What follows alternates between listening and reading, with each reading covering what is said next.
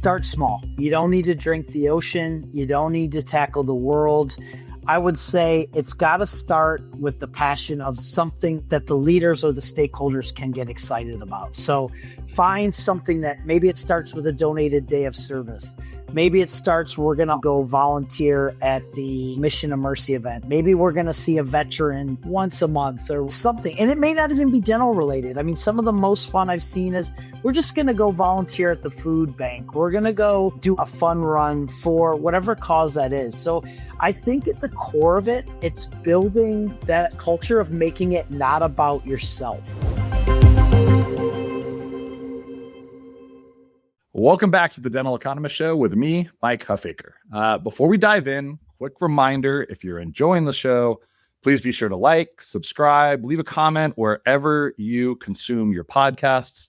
Your support helps us continue sharing valuable insights with dental professionals everywhere. So today, I'm very excited to welcome Kyle Guerin, a nationally recognized leader in corporate social responsibility and healthcare initiatives. Kyle is the Director of Corporate Social Responsibility at Henry Schein. A global health solutions company should not be a stranger to anyone listening to this podcast, and brings over 20 years of experience in marketing, nonprofit leadership, and purpose-driven programming. Before joining Henry Schein, Kyle led CSR efforts at Pacific Dental Services, where he also served as Executive Director of the PDS Foundation. Spearheading initiatives that delivered over 250,000 volunteer hours and more than 86 million in donated dental care worldwide. That is a significant impact. Kyle, very excited to have you on the show. How's everything going today? It's great, Mike. Thanks for having me. Really excited to be here. Yeah, absolutely. Before we dive into your work, specifics of your work in the dental industry, I'd love to hear a little bit about kind of what initially sparked your interest in dentistry. What was your journey? How did you end up here? Yeah, Mike, I got to be honest, man. I wasn't this little boy growing up in outside Metro Detroit dreaming about working for a healthcare solutions company. Real quick, my journey was really, I wanted to be in sports, loved sports growing up in Metro Detroit, huge Pistons fan, Michigan State fan, and went to Michigan State. Got a degree in marketing. Actually wanted to be a broadcast journalist, be on ESPN like we all did. But then I didn't want to move to Des Moines and work the morning shift. But I got a degree in marketing, started, thought I had my dream job, worked for the Detroit Pistons in sales, realized I sucked at it. I was great at relationships, but that was the year Grant Hill left. Nobody wanted to buy these tickets, so I would give them away for free. Actually got fired from my first job, probably gave too many for free. Should have known philanthropy was my jam at that point. Went into work for event marketing, worked for Jeep, Chrysler, and Dodge at a large agency, really learned all the different segments of marketing. But again, it was relationships that I loved. Worked on some big scale events, experiential events. My parents were divorced. My dad lived out in Southern California. I hated these the cold Michigan days. Always wanted, fell in love with the West Coast. Moved out to the West Coast. My dad had a small marketing consulting training company and actually was business partners with Coach John Wooden. So had developed this training curriculum based on the pyramid of success. And so, we worked with companies like Toyota and Infinity and In-N-Out Burger. But one of our customers was Pacific Dental Services. So this was 2004. My dad and the founder, Steve Thorne, had met at church. And Steve was growing his business to, where I think he was probably 70 offices at the time. And my dad was brought kind of some of his knowledge of performance improvement. And, we started helping Steve create their large conference, do some training for him. I really got to know the business and the leadership there. And after about 5 years, loved my dad. Him and I, working with families hard. But Steve wanted to, wanted to start this We Serve department, really focused around volunteerism and just growing he knew the impact that service had on his team members. And so, I didn't know a whole lot about CSR at that time, but I was a hype man. I describe myself as a dental hype man at heart. And I was good at rallying people. I took all the knowledge I had of big ideas and getting people excited about things. And so Steve gave me a chance, and that's how I ended up kind of in this space. That's awesome. It's a great story. So I'd be curious because you mentioned at the time you didn't really know a lot about what CSR was or what it meant. How do you explain it to somebody today? If somebody else is looking and saying, what is this whole corporate social responsibility?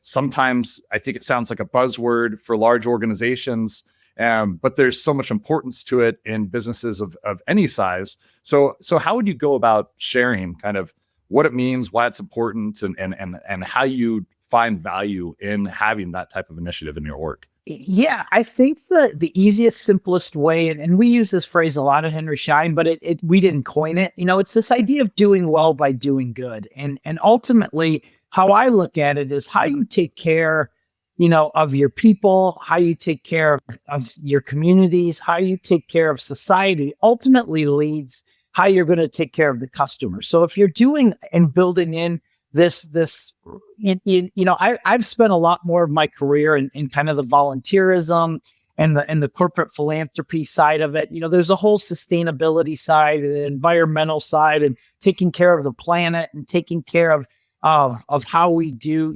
equitable salaries and making sure it's fair trade and making sure, you're not sourcing products from areas of that are creating sweatshops. But I've really spent the majority of my career around volunteerism. You hear a lot of buzzwords, like you said, Mike. You hear social impact, you hear philanthropy, you hear cause marketing, you hear a number of others. But how I really look at it is this idea of ultimately, if you do good as a business, you're going to do well, in the industry. Yeah. So this maybe touches on this next question is, what is the connection between CSR initiatives and a company's bottom line? And it's kind of funny in your initial story, you're like, hey, I give away too many tickets, get fired from that first job. And there can be this perception of there being like a significant cost associated with CSR initiatives. And so when you're thinking about like how you balance what you should do and where you're driving value to doing well for others with, the health of the business, how do you think about that? Yeah, I mean, one of my original mentors, Dr. Jack Dillenberg, and many people probably know Dr. Jack, who public health background. I mean, just an incredible. He always said, "No margin, no mission." So you gotta. It's okay. We're all for-profit businesses, and we've got to make money. But we also have this responsibility to make a difference in the world around us. Now, you should never go broke as a business, giving away, all of your products, all of your services, all of your, you got to make a dollar. And we should none of us should have to apologize for that. But there is a balance. And some companies invest more in that. And maybe you get free, you give your team members 3 days to go volunteer at companies they want. Maybe you give big dollars away from, your foundation. Maybe it's, gift in kind, that depending on your product. Maybe you encourage skill-based volunteering. So I don't think there's a right or wrong formula. It's got to work for your culture. It's got to work for your brand. It's got to work, thankfully, when times and seasons when I've been at organizations when, obviously we're all businesses and sometimes business is better in certain seasons than others. I've never had to let go of people. I've never had to pull back on the philanthropy because if you're doing it right, it's so ingrained into the culture of your organization. And so you just find a way to do it. I mean, I think through all of it, COVID was a perfect example of, gosh, should we keep on the philanthropy guy? He's not driving business. Should we let him go? But, because it was so part of who we were, we kept it and kept giving just as much as we would have, pre or post COVID. So it's got to be built into who you are. Yeah. Yeah. That no margin, no mission is a great statement. So let's dig into measurement for a little bit. How could a dental organization, a DSO, or really any company for that matter, measure the true impact of their CSR programs, both maybe, in terms of like community benefit or financial outcomes? Are there metrics or benchmarks that you rely on when you're looking to get an understanding of the effectiveness of what you're putting out there? Yeah, I think so often, especially in the dental care. I mean, the biggest one is donated services, right? I mean, our audience here, they're superheroes, right? They can do things that so few people can do. And I'd say all dentists have a responsibility one way or another, whether that's donating their services in their practices, whether that means, going to a Mission of Mercy or a RAM event or a community-based volunteer experience, or they decide they want to go overseas and do, an overseas missions trip. So, the metrics we're always looking at is patients served or, donated treatment or, but I think even more important that we really look at, that I look at is, early in my career, so often it was like part of the adventure of going overseas and doing, you went in the remote areas and you hugged the baby and you took the pictures for Instagram. But then you started to really wonder, like, if you're only coming once a year, what happens to these patients beyond that? What happens to, the little girl that you had to pull 8 and 9, and now she goes the rest of her life with no front teeth? So I think what we try to see more and more is the sustainability of being able to not only advance and provide the necessary care, but how often are you coming back? Are you training and empowering dentists in that area? Are you teaching and working with dental schools that can grow the next generation of dentists that they can come back? So, I'm really, when we look at some of the projects that we support at Henry Schein, the sustainability is so important. Now, I don't want to discourage people, because even the people in the most rural areas need that care. But you have to think about beyond just going and pulling teeth and bailing, because are they better off than when you saw them? Right. Yeah. The sustainability is key. I've heard, so I saw on LinkedIn that you were at the Smile Brands Leadership Summit this past weekend and doing some emceeing work there, which is awesome. I think a lot of people that listen to this podcast are aware of the Smiles for Everyone Foundation that, Steve Built and the organization there have launched. And I heard him speak about that same thing, where it was like, hey, look, you see this impact that you can have in the short period of time, but what happens if you can continue with that impact over a long period? And, I'd be curious I've heard him tell some great stories. One of them was like the discovery of an abscess in somebody that would have been just a terrible outcome if it was not found. Do you have any of those stories that you could share that were just kind of like those moments where you're like, what we're doing now really matters? Man, that's like picking your favorite child.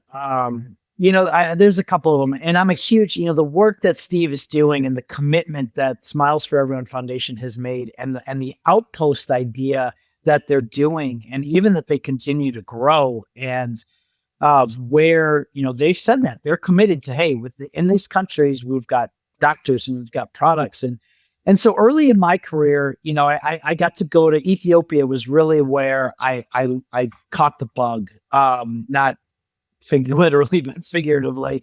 But it was, we began working with McKellar University, the dental school. And it all started because of another nonprofit, Charity Water, that we got connected with, and we were providing people water. So then it was like, all right, well, we got them water, which is, again, that seems number one. And then you can get them out of health.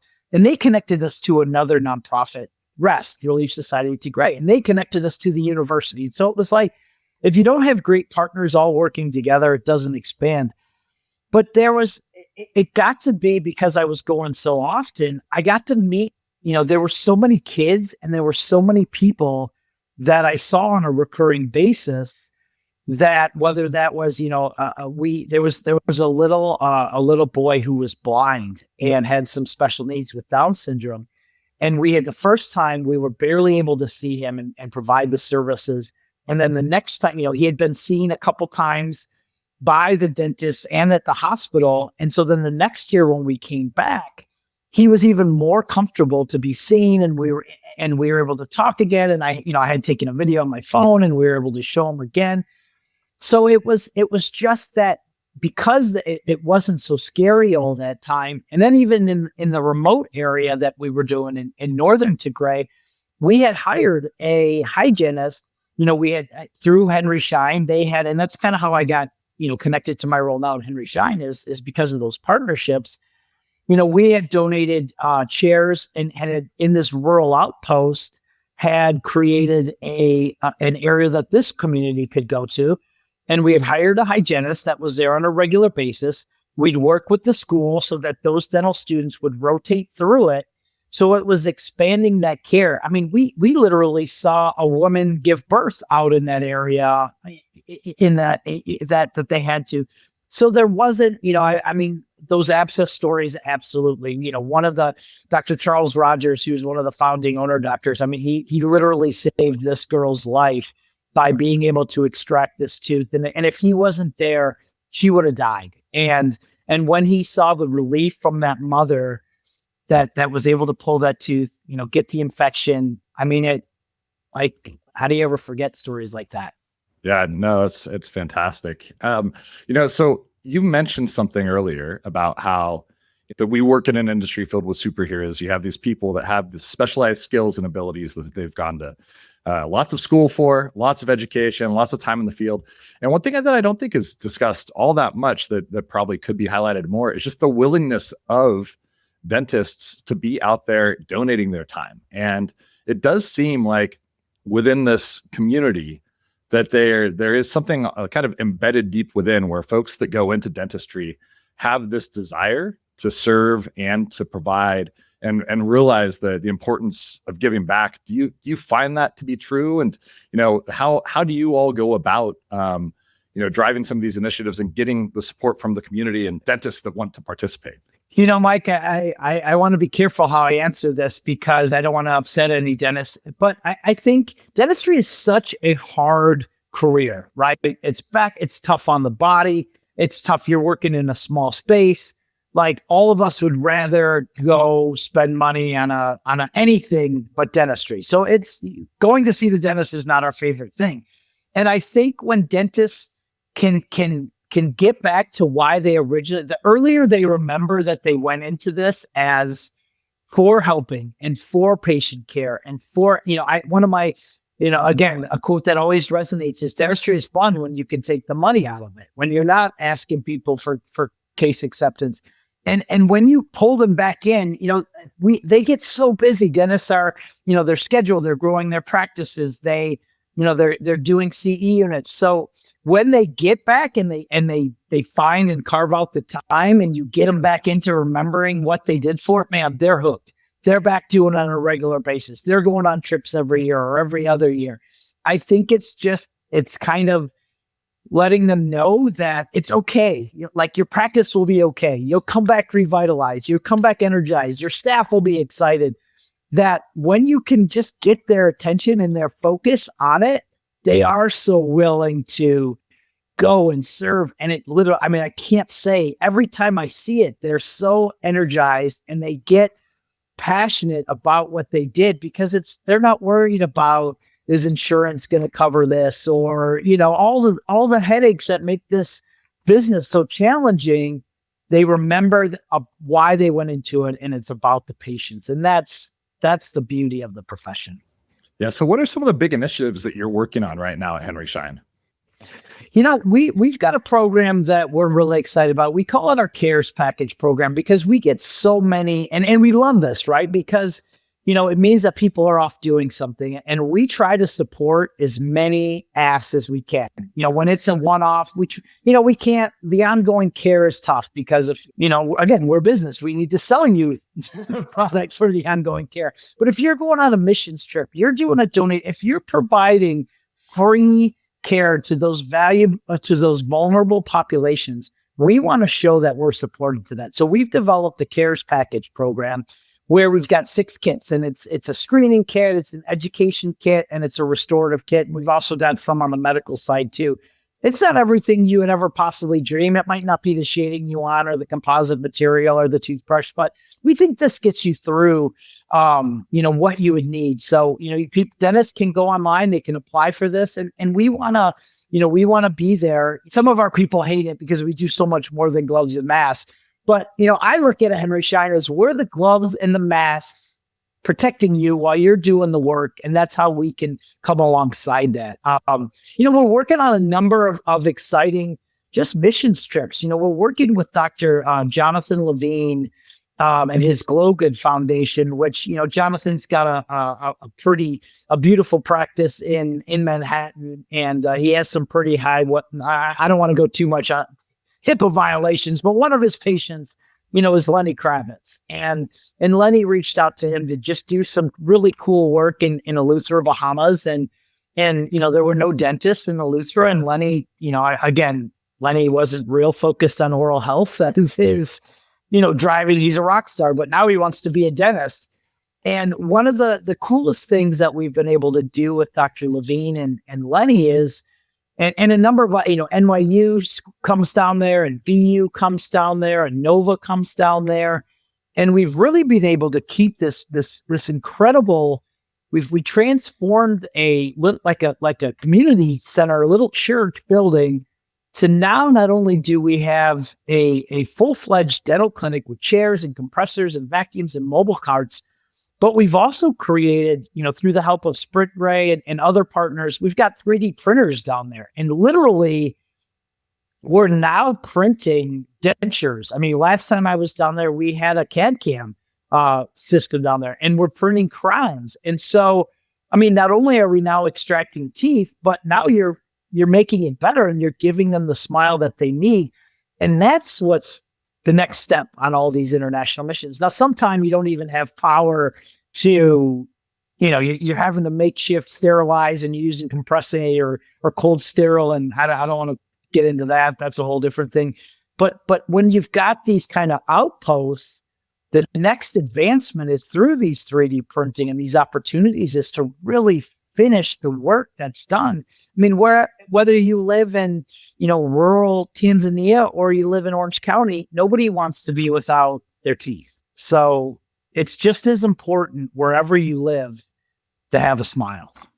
Well, it's very cool too, the technology that is coming out these days that makes that easier. Like you talk about the 3D printers and things like that.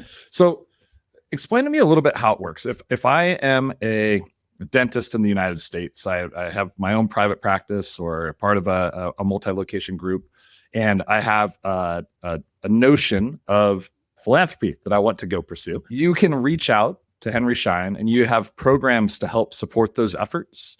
Is that a good way to think of this? I would say we could connect the dots to trusted nonprofit partners. It is something we're toying with is how do we create some of these experiences for customers or for, our clinicians who want to do it, but that's not our expertise. We just have so many trusted partners that we select wherever you want to go, we can connect you to somebody in that space. You want to go to Jamaica? We've got 1,000 Smiles. Like we have so many partners and relationships and people we support through these philanthropic efforts. We can connect you to it. And again, there's so many different things that go into it. It's really an art and a science that we let the experts do what they're good at. Yeah. So there's specific foundations and organizations that you all have kind of vetted, that you understand to be the real deal, and they know what they're doing and they're out there doing good work where you've kind of vetted like, yes, we will financially support these organizations. We will also tie and connect people into those organizations who have a willingness or a desire to go give back. Yeah, Mike, we do most of our giving through gift in kind, through product donations is really where we do most of our giving. Because you hear these horror stories where people who are not trained and have no business providing healthcare and dentistry, it's like they've pulled their kid's tooth out with a piece of, slam the door and they're now dentists. So they go to these countries and, I can do it. So we always want to make sure, again, the sustainability thing we talked about, we want to make sure they're working with the Ministry of Health. We want to make sure that they're doing all the things that guarantees that these patients, wherever they are around the world, are getting the kind of care that they deserve. Yeah, this is a little bit of an aside, but it's always shocking when you get your once every 4 to 6 month news article that comes across from somewhere random about the person that's practicing dentistry without a license or any training, and the terrible outcomes that brings up. And you're like, who would think that was a good idea? No. Yeah. I mean, you see when people are doing surgeries and you're like, oh my gosh. Yeah. And we never want our name connected to those groups. No, please don't. So you guys do a lot of supply donations. What are some of the other things that, when you're looking at the future of CSR and you're like, hey, how do we continue to expand our efforts in the dental and the healthcare space? What are some of the things that you would love to see happen? I think my biggest single passion is really in our kind of space is the advancement for oral healthcare for patients with intellectual or developmental disabilities. The special needs world is so underserved. The stats differ, but I think there's around somewhere between 57 and 60 million individuals with a disability, and they say their number one need is access to oral health care, and it's a number of reasons, and we know it, right? The reimbursements aren't there. It takes more time. It's challenging. A lot of clinicians don't feel like they're trained for it, and so. It just is referral after referral, just trying to send people. And when you've met a number, and I had the pleasure, part of my role with Pacific Dental and their foundation was opening up a special needs clinic in kind of your backyard in Arizona. And so the stories that come out of that and the need that comes out of that, where people are driving 4-6 hours to just the desperation of getting their patients seen. So we've got a couple of things with the Institute for Exceptional Care that we're working on trying to roll out some opportunities of trying to make this as easy as possible and tackling the people and those challenges that come out. But the AADMD, the Special Care Dental Association, I mean, that is within our profession. It just is heartbreaking that an individual just simply can't find clinicians that are willing to see them. And so that in my personal, that's the biggest opportunity that I'd like to see grow. I think one of the things that CSR has the ability to do in an organization is really shape the culture. And I had on our podcast last year at some point, Dr. Jan Jaffer, he's with Truck Dental. Truck is actually an acronym for their core company values. And they do international trips and do a lot of things that are close to home. What sort of benefits would you share with somebody who's thinking about implementing their own CSR program within their organization? I would say a couple things. One is you start small. You don't need to drink the ocean. You don't need to tackle the world. I would say it's got to start with the passion of something that the leaders or the stakeholders can get excited about. So find something that maybe starts with a donated day of service. Maybe it starts, we're going to all as a team go volunteer at the, Mission of Mercy event. Maybe we're going to see a veteran, once a month, or we're going to something. And it may not even be dental related. I mean, some of the most fun I've seen is we're just going to go volunteer at the food bank. We're going to go, do a fun run for whatever cause that is. So I think at the core of it, it's building that just culture of making it not about yourself. And that's what, humility isn't thinking less of yourself. It's thinking of yourself less. And so when you can take that onus, I like to use this analogy of the t-shirt, right? If you've ever volunteered, Mike, you show up, you put on your volunteer t-shirt, and you're willing to do whatever it takes, right? You're the nicest guy, you're carrying trash, you're picking up a beach, you're picking up a playground. You do whatever it takes to, serve in that moment. But the second we take that t-shirt off, we're back being annoyed that somebody just cut us off on the road. We're back being annoyed that Starbucks line is too long. We're back being annoyed that, the dental assistant didn't have my perfect tray set up, And if we can be who we are when we're wearing the t-shirt, if we can be that all the time, that's the humans that we want to be. And that translates to how you run your business, how you treat your family, how you treat your friends. the human being. I mean, I'm reminded of this most probably like you when I travel, because I'm the worst version of myself when I'm at the airport, when I'm getting on and off the plane. So I've tried to be like, saying nice things to thank you to the pilot when you get off. So I'm all over the place, Mike. But what I'd say is start small, but make it repetitive, repetition to where you do it, it becomes what you do and you stick with it. Don't always keep changing. Like this month, we're going to support this month, we're going to support that. It takes time to really get connected to a cause, to understand what you're doing. For other people, we may have it, if you're super passionate about veterans and you're all in this, it may take a while to get the rest of your team on board, or it may take the rest of a while.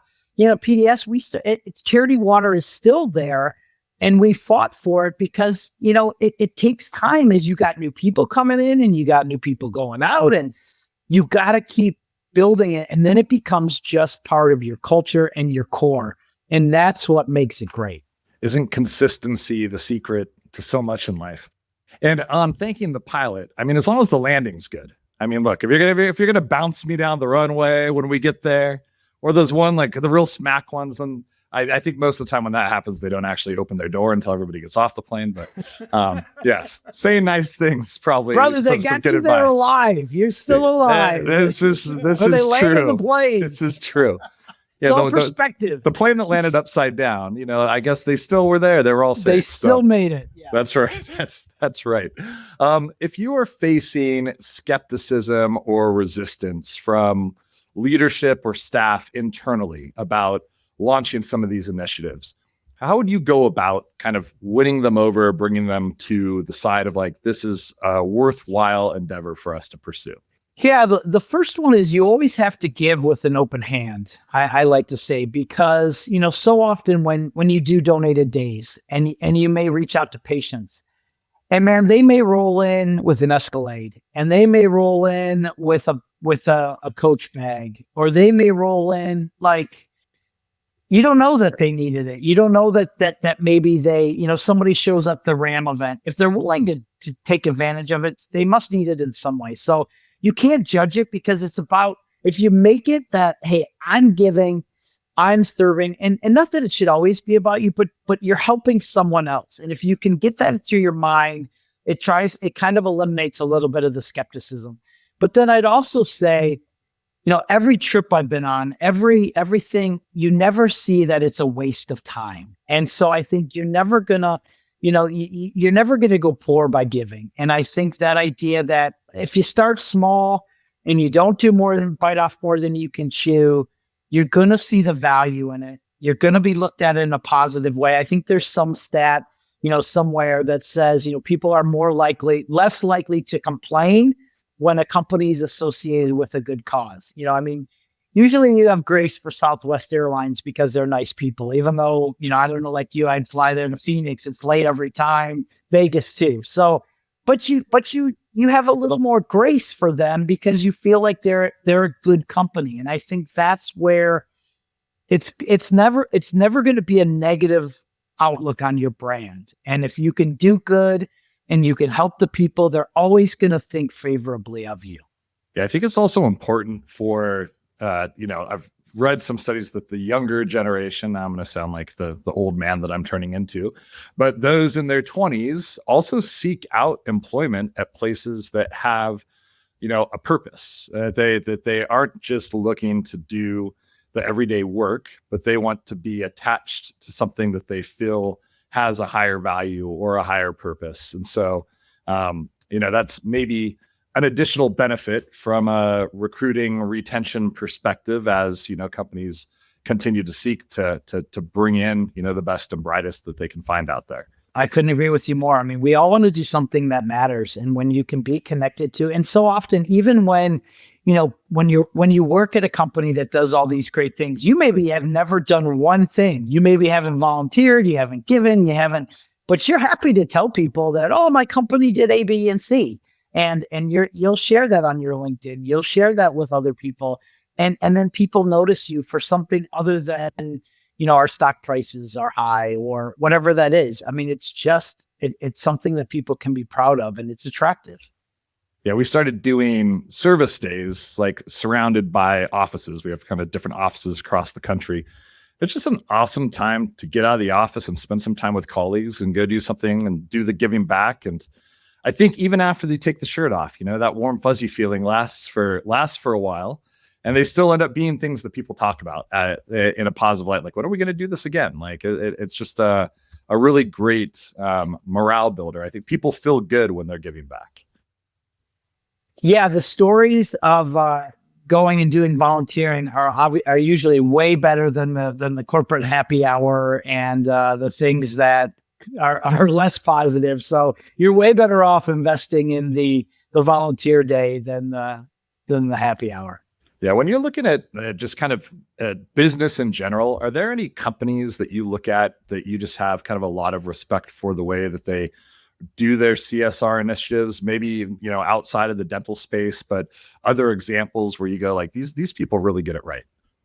Yeah, I think some of the tradition, I love Warby Parker. I love who they are as an organization, of how they, what they do, how they treat their people, how they donate to their products. Patagonia is another one of how they care for the environment, how they'll, even close down some of their stores. They want people to be outside.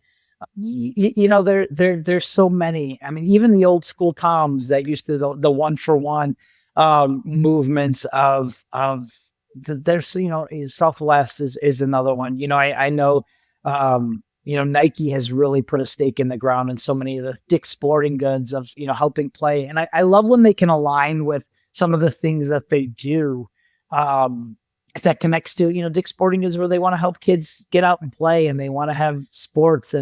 And so, there's a lot of groups doing just some really cool things. Where do you go to learn? When you're thinking of professional growth for yourself and continued professional development, what are some of the things that you do, to stay on top of the latest trends and movements that are taking place in your work?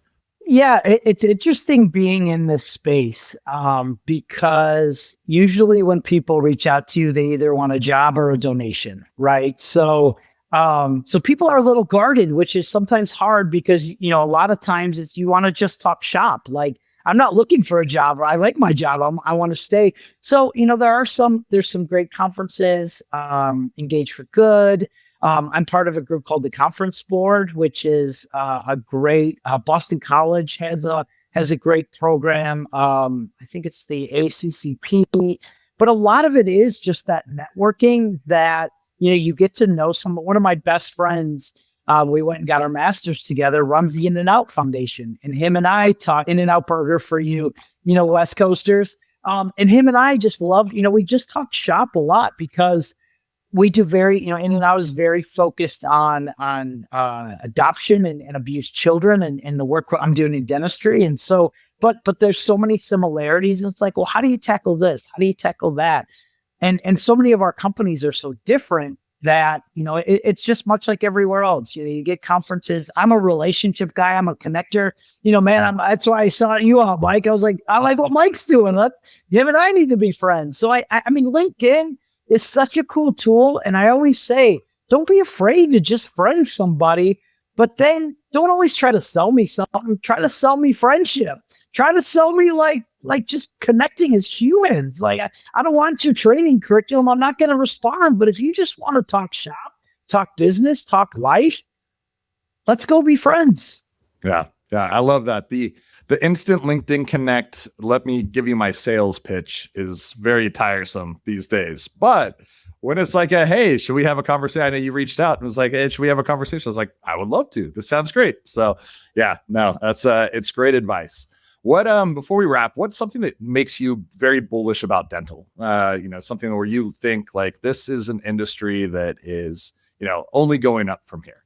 I think when we look at the percent of people who still aren't going to the dentist, I think I heard someone say it's still, I think it was Steve Bilt that gave that quote. I mean, I think he said 25 years or 30 years when I started, 50% of people weren't going to the dentist. And he said it's still at about 50%. And so when you think people want to have their teeth, people need to have their teeth. And that idea that people still, there is so many patients for everyone, if they care for them. And I think that's one of the pieces. But the even more exciting is I think all the work that's going and being done with the oral health connected, the mouth connected to the rest of the body, and realizing how important periodontal disease is to your heart and to diabetes, and how I think that now it's swinging back to being, these are the doctors of the mouth. And this is so important. I mean, sadly, I'm embarrassed to say, but I had to get a tooth extracted, and and they did a CBCT on me, and they could see how my sinus was just, so stuffed that the doctor like, you need to go see your ENT. And just so that it wasn't just like, well, we got the tooth, good luck. It was so connected to my overall health and how that piece, and that's only going to get better when you see point of care testing and salivary diagnostics and all these other pieces that really show, man, I mean, dentistry it's safe. It's not going anywhere. We want to have our teeth. That's never going to change. Yeah, lots of great innovation taking place. Kyle, hey, thank you so much for spending the time. It was a lot of fun. It was a lot of fun learning about your world. This is a conversation that I haven't had with folks in the past. So I really appreciate you taking the time today. Thanks for having me, Mike. I know this isn't, this is different than the normal profitable dentistry of things, but man, this is winning the heart, brother. So this will grow your practice as well. Absolutely. Love it. The Dental Economist Show is brought to you by Planet DDS. To find out more about how cloud-based dental software by Planet DDS helps unleash dentists and their staff to focus on patient care, visit www.planetdds.com. Stay tuned for upcoming episodes by following wherever you listen to podcasts. Thanks for listening.